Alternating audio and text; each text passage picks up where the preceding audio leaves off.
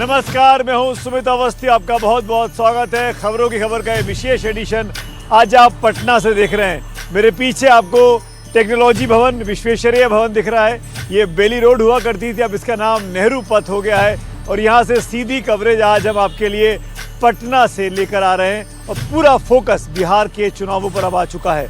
आज की कहानियाँ भी बिहार चुनाव से जुड़ी हुई हैं। बारी बारी करके आपको वो कहानियों का परिचय सबसे पहले दे देता हूँ संक्षेप में, और फिर विस्तार से हम बात करेंगे। आज योगी आदित्यनाथ एक बार फिर सिवान पहुंचे और उन्होंने माता सीता, मरीच और सुबाहु उनको बहुत याद आए। MIM के असदुद्दीन ओवैसी भी पटना के चक्कर काट रहे हैं, बिहार के चक्कर काट रहे हैं। उन्हें फातिमा की याद आई। और ये संयोग है इस पूरी कहानी में, ये बहुत इंटरेस्टिंग चीज़ है, ये संयोग है या प्रयोग कि बिहार के चुनाव में सबको माँ बहन बेटी की याद आ रही है। बिहार के चुनावों में माँ बहन बेटी यानी महिला फैक्टर, M फैक्टर बहुत ज़्यादा क्रिटिकल हो गया है। खास तवज्जो डालेंगे, विस्तार से बात करेंगे आखिरकार क्यों इन 3.5 करोड़ वोटर पर सबकी नज़र है। और दूसरी कहानी में एक आंकड़ा आपको याद करना पड़ेगा, और वो आंकड़ा है 464 का, 464। ये क्या आंकड़ा है? दरअसल ये वादों की झड़ी है जो कि घोषणा पत्रों के नाम पर अलग अलग तरीके से अलग अलग लोगों ने लगा दी है। विस्तार से बात करेंगे, घोषणा पत्रों की तुलना करेंगे, लेकिन आपको शर्त वही है, रात 11 बजे तक मेरे साथ रुकना होगा। और तीसरी कहानी गुजरात से दूर, बिहार से दूर गुजरात से आई है, पर उसका सीधा कनेक्शन बिहार के चुनाव से बना हुआ है। सरदार पटेल की 150वीं जयंती थी। आज गुजरात के केवड़िया में लगभग वैसी ही परेड निकली जैसे हम रिपब्लिक डे पर दिल्ली में देखते आए हैं। क्या है गुजरात से सरदार वल्लभ भाई पटेल के चुनाव का सीधा उनकी मौजूदगी में प्रधानमंत्री मोदी का भाषण होना, और वहाँ से क्या कनेक्शन निकलता है बिहार का, उस पर भी हम विस्तार से बात करेंगे। लेकिन शुरुआत करना चाहते हैं आज की सबसे बड़ी लीड स्टोरी के साथ। जैसा कि मैंने कहा, योगी आदित्यनाथ सिवान में थे, माँ सीता याद आई, असदुद्दीन ओवैसी को फातिमा याद आई। तो ये कौन 3.5 करोड़ वोटर हैं जो असली M फैक्टर बनाती हैं? और ये सच्चाई है, ये जो M फैक्टर है यानी महिला फैक्टर, महिला वोटर, ये बिहार के चुनाव की दशा दिशा बदलने की क्षमता रखती है। इतिहास गवाह रहा है, आंकड़े दिखाते हैं कि महिलाओं ने हमेशा बिहार के चुनावों में बीते 15 सालों में बढ़ चढ़कर हिस्सा लिया है। इतना बढ़ चढ़कर हिस्सा लिया है कि पुरुषों से वोटिंग करने के मामले में महिलाएं कहीं आगे निकल गई हैं। और महिलाओं की ये जो जागरूकता है, ये जो सतर्कता है, इसका फ़ायदा भी मिला। कई तमाम कार्यक्रम ऐसे घोषित किए गए राजनीतिक पार्टियों के द्वारा जो महिलाओं के सेंट्रिक थे। यहाँ तक तो कहानी बहुत ठीक थी, लेकिन इसके बाद कहानी एक मोड़ लेती है। जब उम्मीदवारी देने की बात आती है तो दो बड़े गठबंधन चुनाव लड़ रहे हैं, एक तरफ महागठबंधन, एक तरफ NDA। इन लोगों ने मात्र 53 महिलाओं को उम्मीदवार बनाया है। 243 विधानसभा सीटें हैं। दोनों पार्टियों को जोड़ लें तो करीब करीब 500 के आसपास कैंडिडेट होने चाहिए थे। उन 500 में से 53%, मात्र 10% के आसपास महिला कैंडिडेट बनाई है। दोनों को जोड़ने के बाद भी ये स्थिति क्यों है, आइए इस पर एक विस्तार से रिपोर्ट देखते हैं और फिर आगे की बात करते हैं।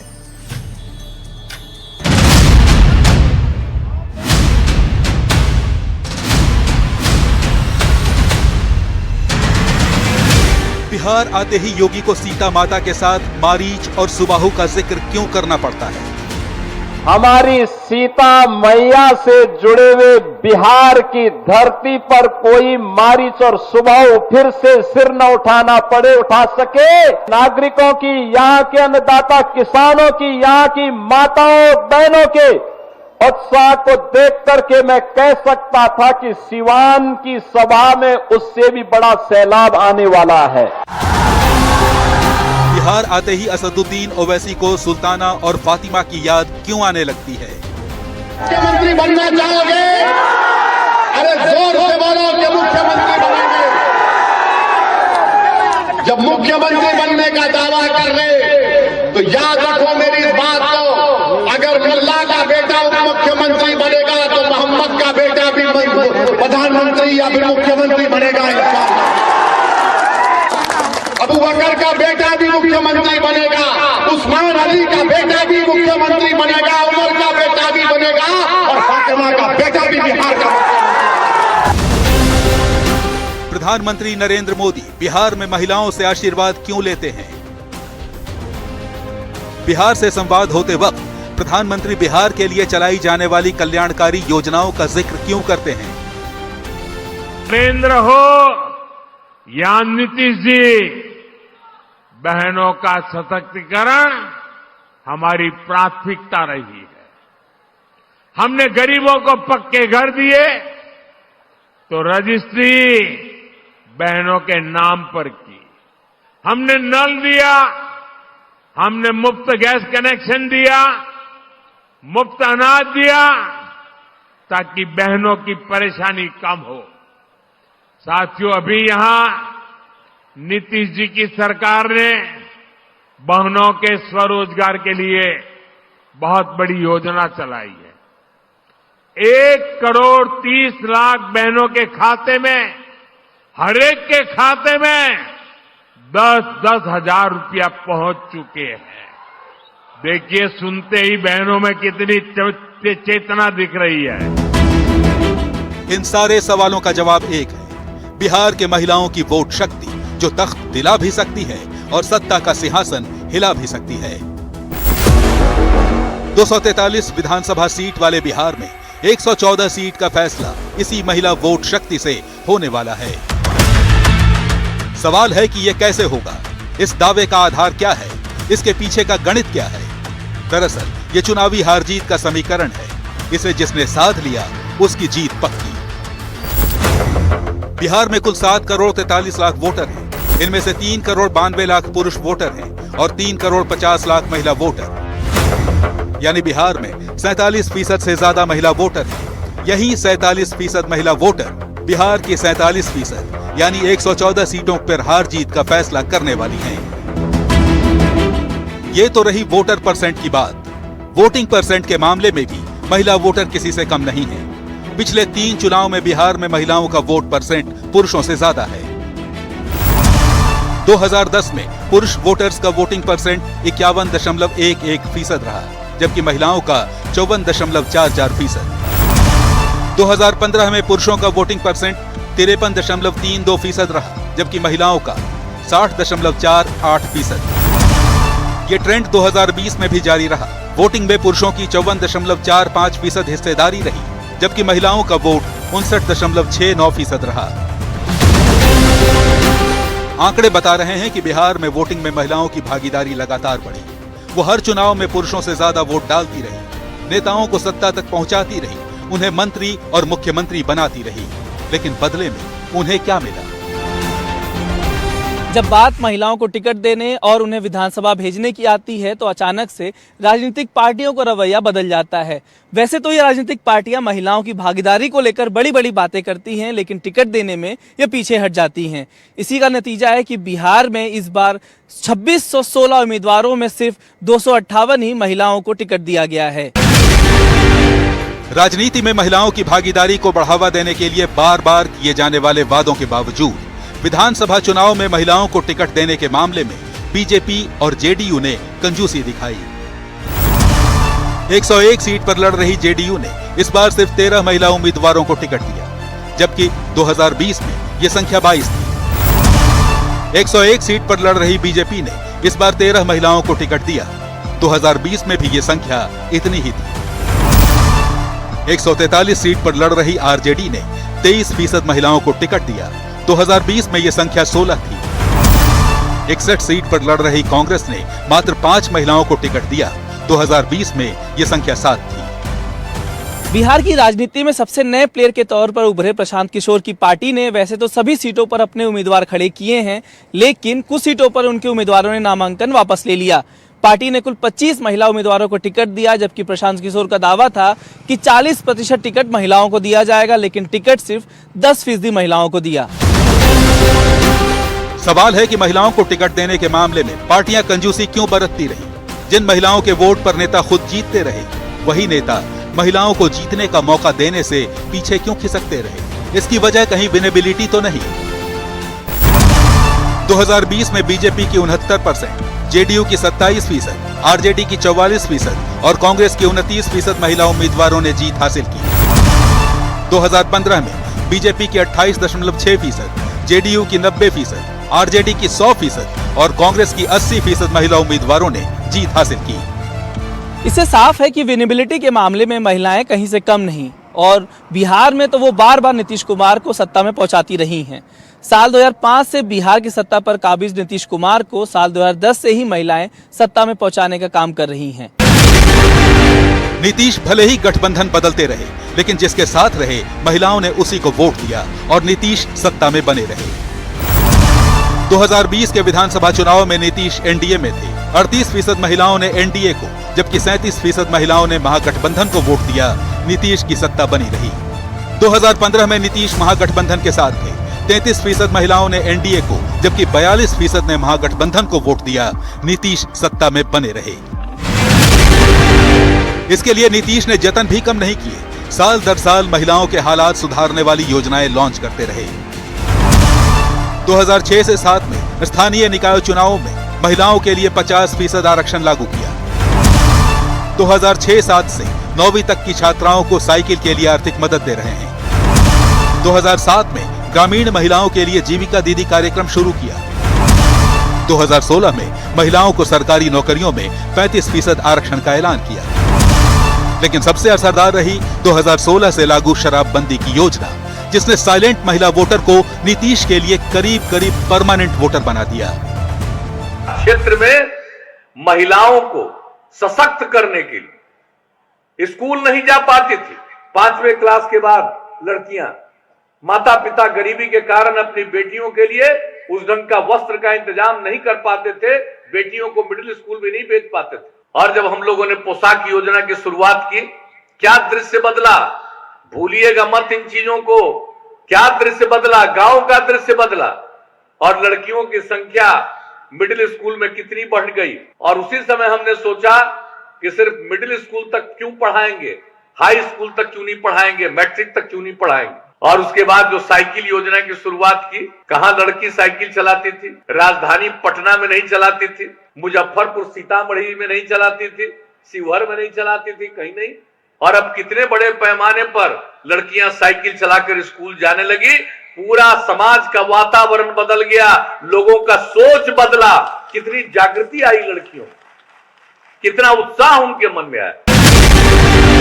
नीतीश की सत्ता के पाए को मोदी सरकार की अलग अलग बेनिफिट स्कीम्स ने भी कम मजबूत नहीं किया। मेरी माताओं बहनों, हमारे यहां महिलाओं के नाम पर संपत्ति होने की परंपरा भी नहीं रही है।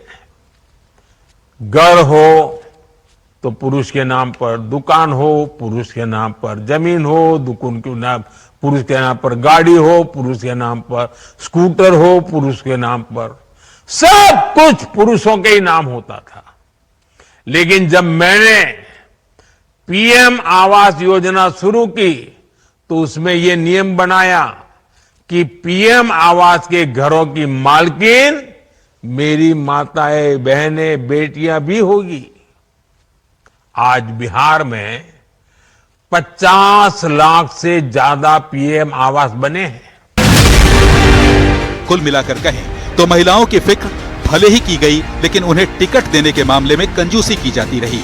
हालांकि सियासत को बचाने की या सियासी विरासत को आगे बढ़ाने की बारी आई तो नेताओं ने परिवार की महिलाओं पर ही भरोसा जताया। जब चारा घोटाले में फंसे लालू यादव की कुर्सी जाने लगी, तब उन्होंने अपनी पत्नी को सत्ता सौंप दी। जेडीयू के बाहुबली विधायक अनंत सिंह जब जेल के चक्कर में चुनाव लड़ने से लाचार हुए तो अपनी सीट पत्नी नीलम देवी के हवाले कर दी। बाहुबली अशोक महतो चुनाव नहीं लड़ सकते हैं तो उन्होंने अपनी पत्नी अनीता देवी को मैदान में उतार दिया। हत्या के मामले में दोषी ठहराए जा चुके सूरजभान खुद चुनाव नहीं लड़ सकते हैं, इसलिए उन्होंने अपनी पत्नी बीना देवी को मैदान में उतार दिया। जेडीयू नेता अशोक चौधरी ने अपनी बेटी शांभवी चौधरी को संसद भेज दिया। जेडीयू नेता आनंद मोहन खुद चुनाव नहीं लड़ सकते हैं, उनकी पत्नी लवली आनंद सांसद हैं। बीजेपी के दिवंगत नेता दिग्विजय सिंह की बेटी श्रेयसी सिंह बिहार में विधायक हैं। जेडीयू और बीजेपी के रास्ते जनसुराज में पहुंचे पूर्व सांसद आरसीपी सिंह की बेटी लता सिंह इस बार चुनाव लड़ रही हैं। बिहार के पूर्व मुख्यमंत्री दरोगा राय की पोती करिश्मा राय इस बार आरजेडी से विधायक हैं। कहीं ये राजनीति की पुरुषवादी सोच का नतीजा तो नहीं है, जो सियासत की विरासत को बचाने और आगे बढ़ाने के लिए परिवार की महिलाओं को आगे लाता तो है, लेकिन जब आम महिलाओं को टिकट देने की बारी आती है तो हाथ तंग हो जाते हैं। तो महिलाओं के वोट सबको चाहिए, लेकिन महिलाओं को सत्ता में भागीदारी देने पर कई तरह के सवाल खड़े होते हैं। ये आपने हमारी बहुत ही शानदार एक ग्राउंड रिपोर्ट देखी कि किस तरीके से महिलाओं को लेकर राजनीति खूब हो रही है। अब आपको आगे लिए चलता हूँ, बिहार की एक और कहानी दिखाता हूँ। अब तक तो आपको याद हो गया होगा कि बिहार विधानसभा में 243 सीटें हैं। 243 का आंकड़ा आपको याद हो गया होगा। एक और आंकड़ा याद करिए, 7 करोड़ 43 लाख वोटर है, 7 करोड़ 43 लाख। अब एक और आंकड़ा याद करिए, और ये आंकड़ा बहुत दिलचस्प है, ये मिस्टीरियस आंकड़ा है 464 का। अब ये 464 464 का क्या माजरा है, क्यों इसका बिहार के चुनावों से संबंध है? और एक बात और खास है, ये 464 का ये जो आंकड़ा है, ये राजनीतिक पार्टियों के द्वारा अलग अलग नामों से पुकारा जाता है। कोई इसे कुछ कहता है, कोई इसे कुछ कहता है, पर कहते सब कुछ है। इसके बारे में बात सब कोई करते हैं। और ये जो 464 है, सबसे खास बात ये है कि इसको लेकर जितने झूठ बोले गए होंगे दुनिया में, सबसे अधिक झूठ इसी के नाम पर बोले गए होंगे, इसी के नाम पर झूठी कस्में वादे किए गए होंगे। तो ये 464 की क्या मिस्ट्री है, 464 का बिहार के चुनाव से क्या संबंध है, इस मिस्ट्री को अनसॉल्व करती हमारी ये रिपोर्ट देखिए।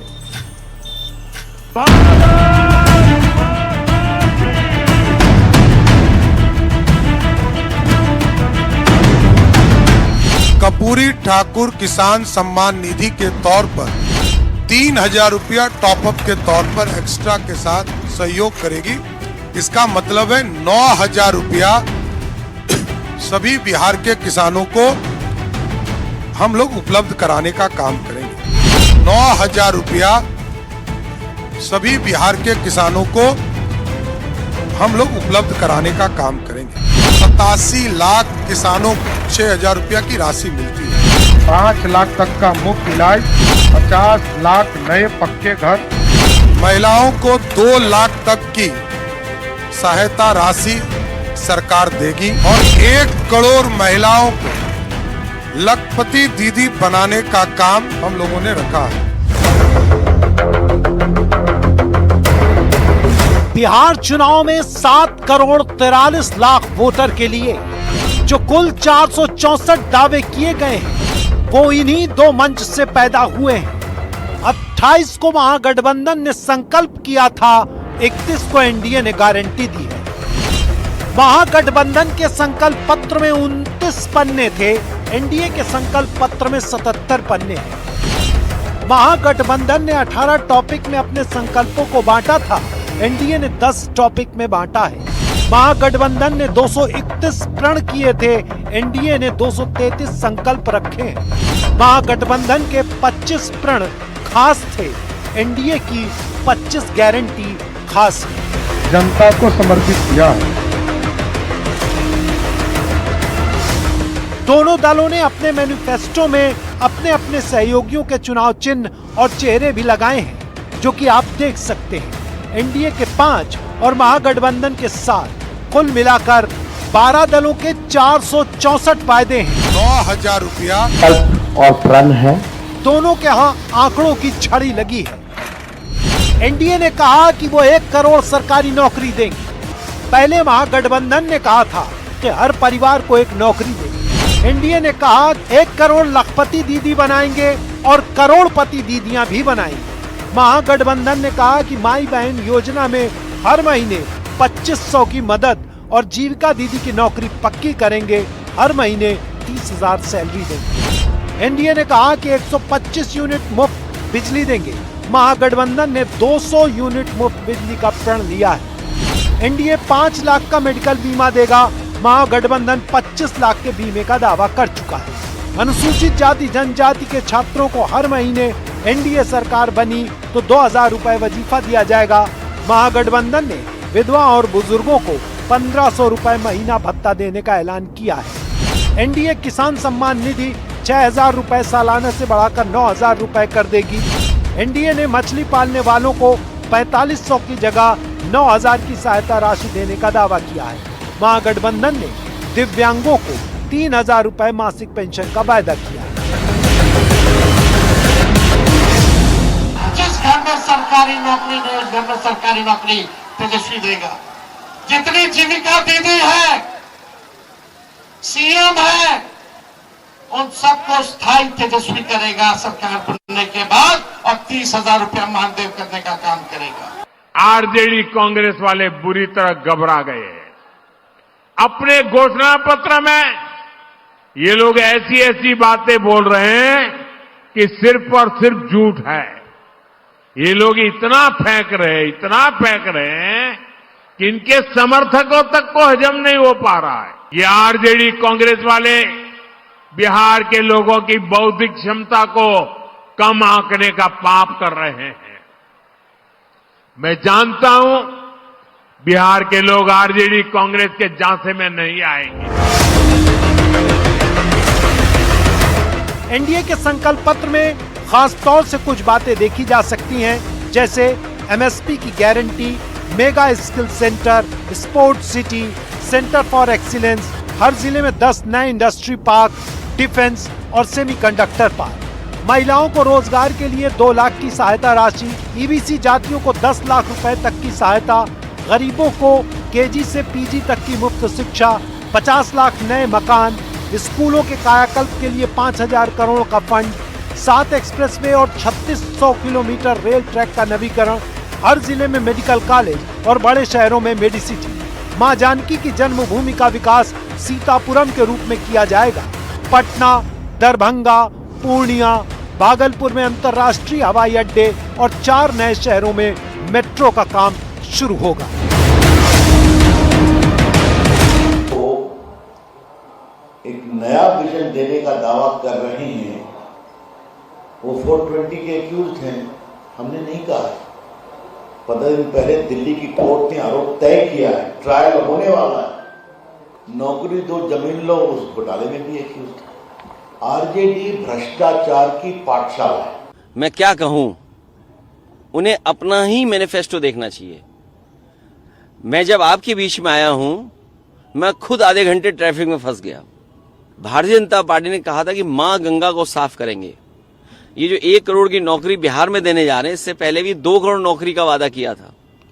वो नौकरियां कहां हैं? ये सरकार जो कहती थी हम खुशहाल बनाएंगे किसानों को, आज खाद कहाँ है, डीएपी कहाँ है? घोषणाएं करने में क्या जाता है? जिसको सरकार में ही नहीं आना वो जितनी बड़ी घोषणाएं करते, बट उन घोषणाओं का आधार क्या है? एक तरफ आप बोलते हैं आपकी सबसे बड़ी घोषणाओं में से एक कि हर परिवार को हम सरकारी नौकरी देंगे। प्रभु, बिहार का बजट ही कितना है? 3-3.25 लाख करोड़ का बजट है। अगर आप बेयर मिनिमम सैलरी भी अगर आप कैलकुलेट करेंगे तो भी आपको लगभग 2.5-3 करोड़ परिवारों को सरकारी नौकरी देने में कम से कम 7 से 9 लाख करोड़ का आपको बजट चाहिए। कहां से आएगा? 30 सेकंड में प्रेस कॉन्फ्रेंस खत्म होगी। कभी सुना है आपने? चीफ मिनिस्टर जो कि चेहरा ये मानते थे, उनको बोलने नहीं दिया जा रहा। आखिर कारण क्या है कि नीतीश कुमार जी को बार बार बेइज्जत किया जा रहा है? क्या कारण? महागठबंधन की चिता तेजस्वी प्रण के साथ महागठबंधन की चिता जल गई, आग लगा दिया उन्होंने। झारखंड मुक्ति मोर्चा को सबसे पहले निकाला, तेजस्वी प्रण बनाया, महागठबंधन प्रण नहीं है। किसी की फोटो नहीं, राहुल गांधी साफ। जो बात 11 साल आप बोल रहे हो, 11 साल के बाद आप बोल रहे हो, आपका कौन सा संकल्प? आप तो जुमलेबाजी की बात करते हो, कहते हो तो जुमला था। अगली बार भी संकल्प आपने कहा था दलित आदिवासी मरेगा तो नौकरी देंगे, क्या दे दिए? विशेष राज मिल गया, विशेष पैकेज मिल गया? क्या आपने वेतनमान कर दी? क्या आपने चोरी रोक दी? ये मैनिफेस्टो तो लोगों को गुमराह करने के लिए जारी कर रहे हैं, लेकिन जनता के सामने नीतीश कुमार जी अपने आप में चलते फिरते मैनिफेस्टो हैं। उन्होंने जब भी जो कहा उसको पूरा करके दिखाया, और जब मुकाबला नीतीश कुमार जी से है तो फिर वायदों पर क्या भरोसा जनता करेगी? आज का मैनिफेस्टो मजाक है। 26 सेकंड के लिए आए थे नीतीश कुमार जी और नड्डा साहब आए थे। आप बताइए, अगर उनका कमिटमेंट होता, मैनिफेस्टो इतना इम्पोर्टेंट होता है कि आप जब पेश करते हो तो एक आपको गर्व होता है कि हम कमिटमेंट करने जा रहे हैं पब्लिक से। अगर आप हमें आशीर्वाद देंगे, कामयाब करेंगे, हम ये तमाम जो है जो वादे आपसे करें वो निभाएंगे। ये गर्व होता है व्यक्ति को, पूरी उत्साह होता है पूरी पार्टी के अंदर क्या मैनिफेस्टो आ रहा है, वो कहीं दिखा नहीं, क्योंकि इनका कमिटमेंट है ही नहीं, झूठे वादे कर रहे हैं। और अब आगे बढ़ते हैं, बात बिहार चुनाव की ही कर रहा हूं, लेकिन इस कहानी का जो लिंक है वो गुजरात से भी है। आज प्रधानमंत्री मोदी स्टैच्यू ऑफ यूनिटी उस विशालकाय सरदार पटेल की मूर्ति के पास थे, जहां पर गुजरात के केवड़िया में इसको बनाया गया है। आज सरदार पटेल देश के पहले गृह मंत्री की 150वीं जयंती है। पूरा देश इसको मनाता है राष्ट्रीय एकता दिवस के तौर पर। और आज केवड़िया में एक शानदार परेड निकली अर्धसैनिक बलों की, सैनिकों की, और जिसको देखकर 26 जनवरी की दिल्ली में होने वाली परेड याद आ गई। लेकिन वहाँ पर प्रधानमंत्री मोदी ने जो भाषण दिया वो आज गुजरात में दिया भाषण, लेकिन सुनाई यहाँ बिहार तक गया। उसका असर बिहार के चुनावों से सीधे तौर पर पड़ता आने वाले दिनों में जरूर दिखेगा। वो कांग्रेस पर हमला कर रहे थे सरदार पटेल के अपमान को लेकर। वहीं कांग्रेस पार्टी ने भी आज सरदार पटेल को याद किया और याद दिलाया कि कैसे सरदार पटेल ने उस वक्त में आरएसएस को बैन किया था। आज मल्लिकार्जुन खड़गे कांग्रेस के अध्यक्ष ने आरएसएस को बैन करने की मांग एक बार फिर से कर दी है। तो कैसे आरएसएस को लेकर, सरदार पटेल के जन्मदिन को लेकर गुजरात से लेकर बिहार तक राजनीति गरमाई रही, आइए उस पर एक नजर डालते हैं।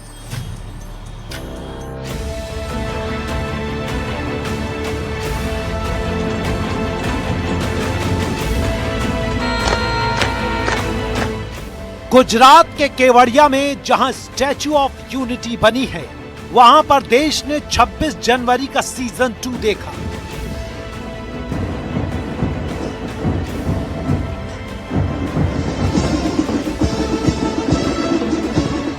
सरदार पटेल की विराट प्रतिमा के सामने देश की संस्कृति को दिखाने वाली झांकियां थीं।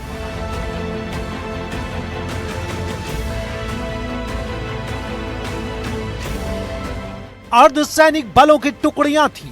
हर टुकड़ी का नेतृत्व महिला कर रही थी।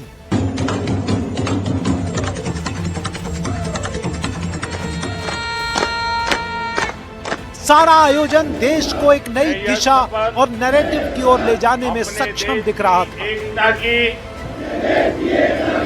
भावना से ले रहा हूं।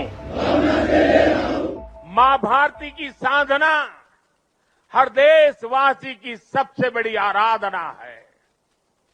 जब 140 करोड़ भारतवासी एक साथ खड़े हो जाते हैं तो चट्टानें खुद रास्ता छोड़ देती हैं। जब 140 करोड़ देशवासी एक स्वर में बोलते हैं तो वो शब्द भारत की सफलता का उद्घोष बन जाते हैं। हमें एकता के इसी मूल मंत्र को अपना संकल्प बनाना है। हमें बंटना नहीं है, हमें कमजोर नहीं पड़ना है। यही सरदार साहब के लिए हमारी सच्ची श्रद्धांजलि है।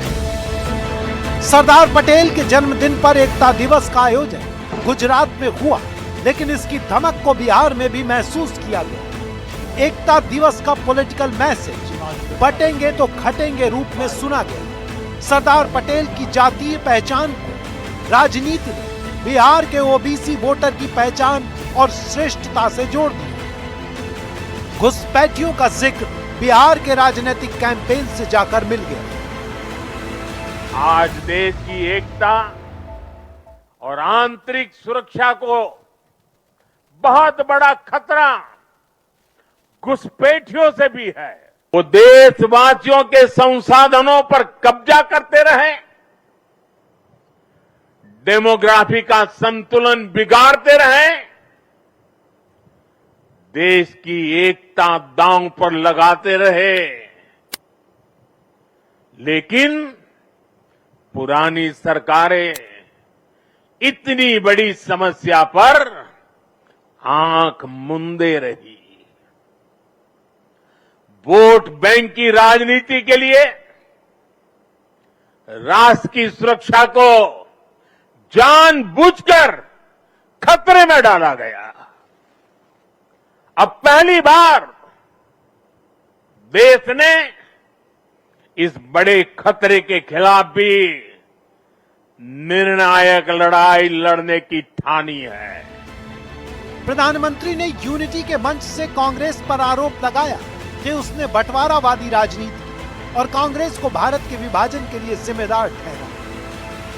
जो काम अंग्रेज नहीं कर पाए वो काम कांग्रेस ने कर दिया। कांग्रेस ने मजहबी आधार पर वंदे मातरम के एक हिस्से को ही हटा दिया, यानी कांग्रेस ने समाज को भी बांटा और अंग्रेजों के एजेंडे को भी आगे बढ़ाया।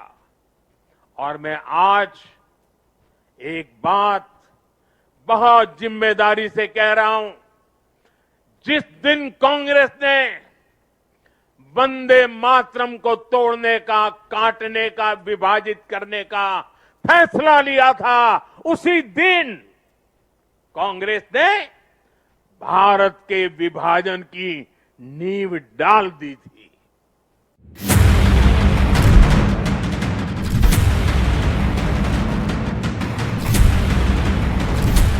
पीएम मोदी ने पटेल को एकता और अखंडता के लिए याद किया तो कांग्रेस ने इसलिए कि उन्होंने आरएसएस पर प्रतिबंध लगाया था और अब एक बार फिर आरएसएस पर प्रतिबंध लगना चाहिए और संघ को परखने की जरूरत नहीं है, उसका परिणाम भी बुरा ही होगा। मेरा वैयक्तिक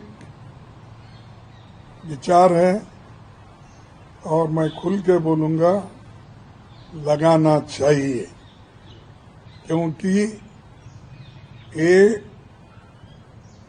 वल्लभ भाई पटेल जो चीजें हमारे सामने रखी है, अगर उसको मर्यादा प्रधानमंत्री देते हैं, शाह देते हैं, तो इसको होना चाहिए।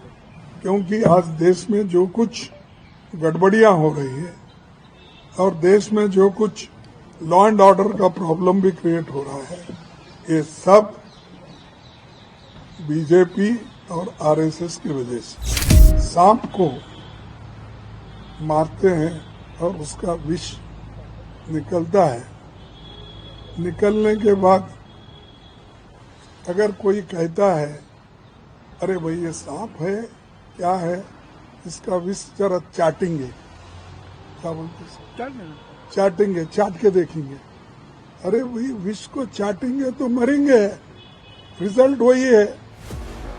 तो इसीलिए इसके बैकग्राउंड में बोल रहा हूं।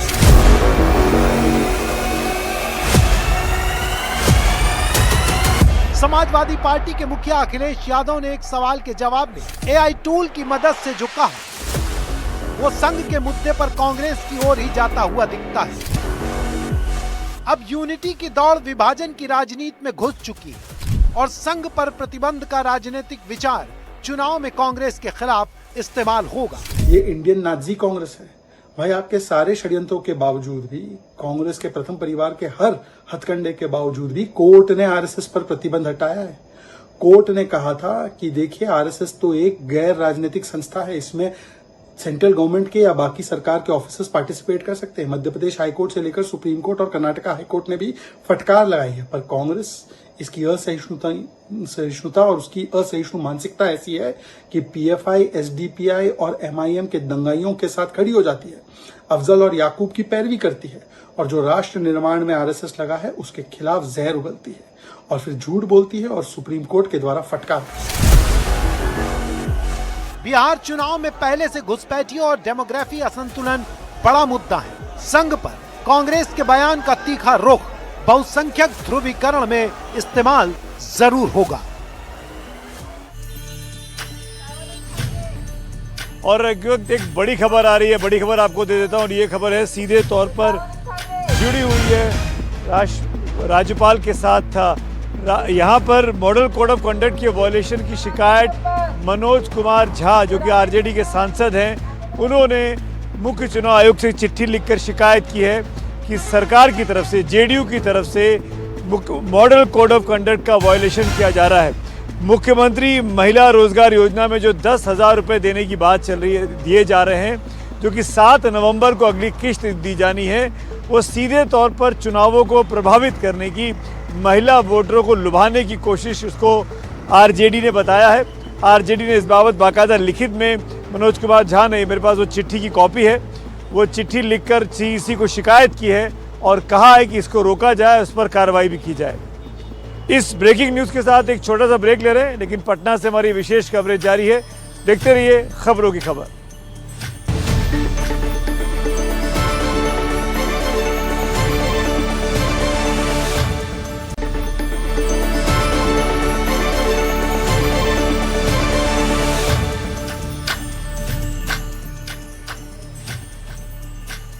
और पटना के नेहरू पथ से एक बार फिर आपका स्वागत है खबरों की खबर में। आप इस वक्त लाइव मेरे साथ जुड़े हुए हैं। अब बात करते हैं एक और बिहार चुनाव से जुड़ी हुई बड़ी खबर की। अब ये बिहार का चुनाव खूनी भी हो गया है, हिंसक हो गया है। कल एक बड़ी वारदात मोकामा में हुई और इल्ज़ाम लग रहा है वहाँ से जेडीयू के जो प्रत्याशी हैं बाहुबली अनंत सिंह पर इल्ज़ाम है कि उन्होंने अपने विरोधी, अपने दुश्मन दुलार चंद यादव की हत्या की है और ये हत्या सरेआम हुई, खुलकर हुई। दोनों पक्षों ने एक दूसरे पर एफआईआर करा दी है। दुलार चंद जन स्वराज पार्टी के प्रत्याशी के लिए प्रचार कर रहे थे। जन स्वराज पार्टी ने सीधे तौर पर अनंत सिंह और उनके साथियों का नाम लिया है कि उसने ये हत्या कराई। और इस क्रॉस एफआईआर के बाद अब चुनाव आयोग ने भी इस मामले को अपनी नज़र डाली है और बिहार के डीजीपी से रिपोर्ट तलब की है कि आखिरकार मोकामा में ये क्या हो रहा है। पुलिस प्रशासन के खिलाफ ये गुस्सा, सरकार के खिलाफ ये नारेबाजी। बिहार के मोकामा में हुई बाहुबली दुलारचंद यादव की हत्या के बाद उनके समर्थक सड़कों पर हैं। किसी की सुनने को तैयार नहीं है। दुलारचंद के समर्थक जेडीयू के बाहुबली अनंत सिंह पर हत्या का आरोप लगा रहे हैं। हालात बता रहे हैं कि माहौल गर्म है। इस बीच दुलारचंद यादव के घर वालों ने जो पुलिस शिकायत की है उसमें आरोप लगाया गया है कि गोली अनंत सिंह ने मारी, जबकि अनंत सिंह के समर्थकों ने पुलिस से की गई शिकायत में विरोधियों पर जानलेवा हमले का आरोप लगाया है। इस आरोप प्रत्यारोप के बीच मोकामा हत्याकांड को लेकर चुनाव आयोग ने बिहार के डीजीपी विनय कुमार से रिपोर्ट तलब कर ली है। 30 अक्टूबर को दुलारचंद यादव की हत्या कर दी गई थी। वो जनसुराज कैंडिडेट पीयूष प्रियदर्शी के साथ चुनाव प्रचार के काफिले में शामिल थे। इसी दौरान हमला हुआ और उनकी मौत हो गई। इस मामले को लेकर सियासत भी गर्म है। अनंत सिंह के खिलाफ चुनावी थाल ठोक रही बाहुबली सूरजभान की पत्नी वीणा देवी दुलारचंद की शव यात्रा में शामिल होने पहुंच गई। हत्या के इस मामले ने जिस तरह तूल पकड़ा है उससे लगता नहीं कि ये जल्दी थमने वाला है।